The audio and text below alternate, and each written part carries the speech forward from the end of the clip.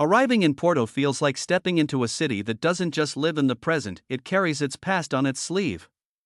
My journey begins at São Bento railway station, a building that at first looks like any other European transit hub. But once you step inside, time seems to slow down.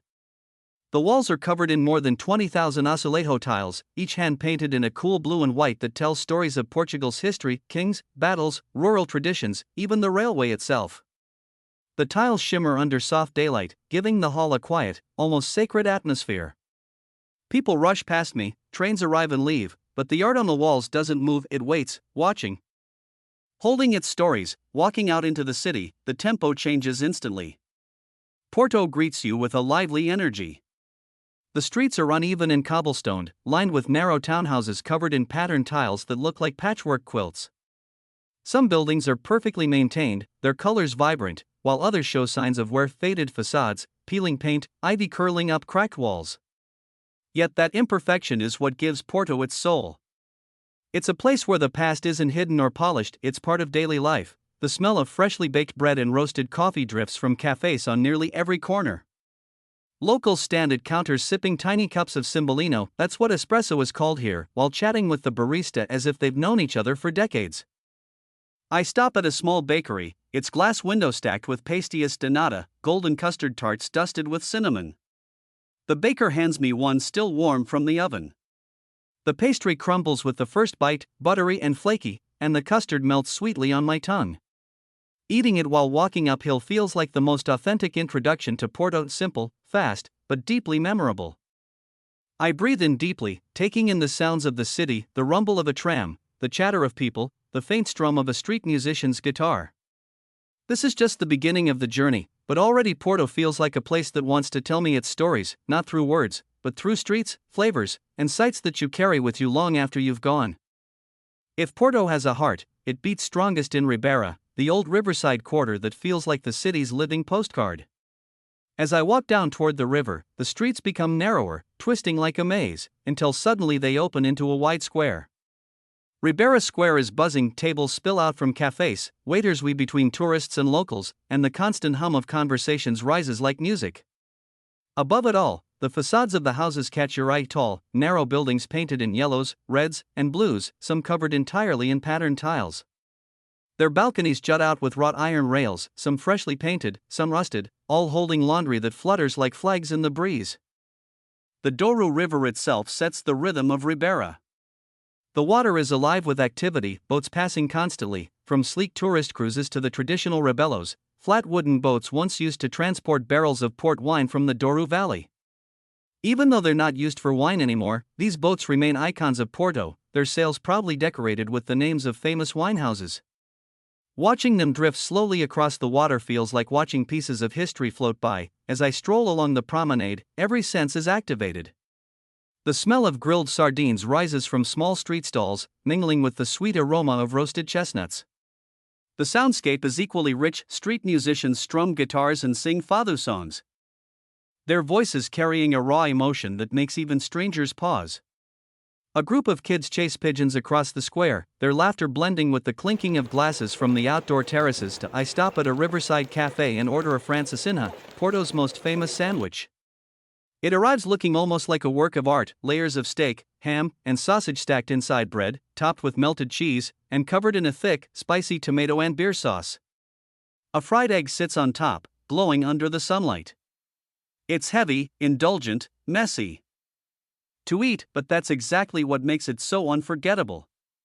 Eating it while watching the Dom Luís I Bridge frame the horizon is one of those perfect travel moments that stays with you. As the afternoon shifts toward evening, the atmosphere in Ribeira changes. The golden light softens everything, the colors of the buildings, the shimmer of the water, even the sounds seem warmer. Couples lean against the stone walls by the river, sipping wine as they watch the sun sink behind the hills. Boats begin to light up, preparing for evening cruises. The reflections in the water multiply, turning the Douro into a glowing ribbon of gold and orange. From here, the view across the river is just as mesmerizing. On the opposite bank lies Vila Nova de Gaia, with its long line of port wine cellars.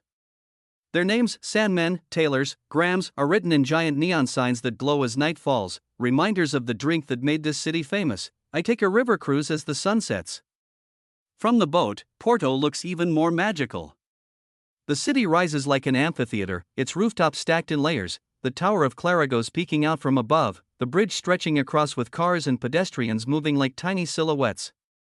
The sound of the engine mixes with the laughter of passengers, but it's the sight that truly steals the show. Porto is a city meant to be seen from the water. As night settles, Ribeira transforms again. Street lamps cast a golden glow on the cobblestones, musicians switch from acoustic songs to lively beats, and the square fills with people looking for dinner, drinks, or just a place to linger. The Douro glitters under the moonlight, and the city seems to breathe in and out with a slower rhythm, like it's ready for another long night of storytelling. Standing by the river, I realize Ribeira isn't just a district, it's a mirror of Porto itself. Historic yet alive, chaotic yet intimate, old yet constantly reinventing itself. The Douro doesn't just run through the city, it runs through its soul. Crossing the Dom Luís I Bridge is like walking into another dimension of Porto. On one side, you have the Ribeira district buzzing with energy, and as you step across the iron arches high above the Douro, the city reveals itself in full panorama. The rooftops cascade down the hillside in layers, red and orange tiles glowing under the sun. Trams crawl across the bridge's lower deck, cars weave slowly, and pedestrians like me stop halfway just to stare. The view here is pure magic. Porto on one side, Vila Nova de Gaia on the other, the Douro River stretching between them like a mirror of history. Gaia has always been Porto's quieter twin, but its importance can't be overstated. This is where the city's most famous treasure, port wine, is aged, stored, and shared with the world. The riverbank is lined with long warehouses belonging to legendary wine houses, Sandman, Taylor's, Graham's, Ferreira. Their names appear in bold signs, some painted across rooftops, others glowing in neon at night. These cellars aren't just businesses, they're centuries-old traditions, rooted in the relationship between the Douro Valley vineyards and the international trade networks that shaped Portugal's economy. I step into one of the historic wine lodges. The air changes instantly, cooler, dimmer, filled with the earthy scent of oak barrels and aging wine. The walls are thick, the ceilings high, designed to keep the temperature steady. A guide explains how port was born in the 17th century, when British merchants began adding brandy to wine so it could survive long sea voyages. What started as a solution became a signature style, rich, sweet, fortified, and deeply Portuguese. The cellar feels like a cathedral of wine. Massive wooden barrels stretch into the distance, some so large they look like small houses. The light is low, only flickering candles and narrow windows illuminating the space. Each barrel holds a different story, some are decades old, their contents still maturing slowly, waiting. The cellar feels like a cathedral of wine. Massive wooden barrels stretch into the distance, some so large they look like small houses. The light is low, only flickering candles and narrow windows illuminating the space. Each barrel holds a different story, some are decades old, their contents still maturing slowly, waiting for the right moment to be bottled. The silence in the room feels almost sacred, broken only by footsteps on stone floors and the occasional creak of wood outside the cellars. Gaia's riverfront feels calmer than Porto's Ribeira. Wooden rebellos are moored by the shore, their sails down, silent reminders of when barrels were transported by river currents from the vineyards upstream. Today, the promenade is filled with wine tourists, people comparing notes from tastings, clinking glasses in shaded terraces, and buying bottles to take home as souvenirs. The atmosphere is relaxed, slower, as if Gaia is content to let Porto handle the noise and energy while it keeps the treasures safe. As the day moves toward evening, I climb a little higher up the hill in Gaia. From here, the view back across the river is breathtaking.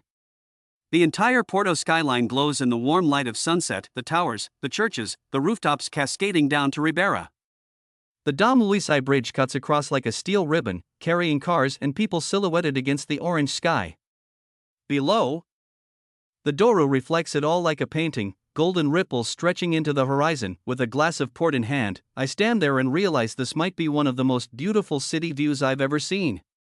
It's not just about what you see, it's about what you feel. The patience of wine aging in barrels, the history of trade and resilience, the simple joy of people gathering by the river. Gaia isn't just about port, it's about perspective. Only from here do you truly see Porto in all its glory. If Ribeira and Gaia show Porto's grand, postcard face, then wandering into the inner streets of the city reveals something more intimate, its daily rhythm and hidden corners. This is where you find the voices of the market vendors, the whispers of history in old bookstores, and the pulse of modern creativity painted onto the walls. My first stop is the legendary Mercado do Bolheio. The market has existed in one form or another for more than a century, and stepping inside feels like diving into the heartbeat of Porto. Stalls overflow with fresh vegetables, gleaming fish laid out on ice, slabs of meat, towers of bread, and pyramids of oranges that perfume the air. Vendors shout their prices in strong northern accents, their voices bouncing off the iron structure of the building. Women in aprons slice cod with swift, practiced hands, while butchers chat with customers like old friends. The market isn't polished, it's raw, authentic, and full of life. Even if you don't buy anything, just watching the transactions is theater in itself. From the market, I wander into one of Porto's most beloved landmarks, the Livraria Lello. From the outside, it looks like a charming neo-Gothic building tucked on a busy street. But once you step in, it feels like entering a fantasy novel. The staircase at the center is curved and flowing, almost like it's alive, its red steps glowing under stained glass. Books line every wall, stacked floor to ceiling, their spines forming a rainbow of titles. The air smells of wood polish and paper. It's no wonder this place inspired writers and even sparked rumors that J.K. Rowling drew ideas from here during her time in Porto. Whether or not that's true, the magic of the place is undeniable.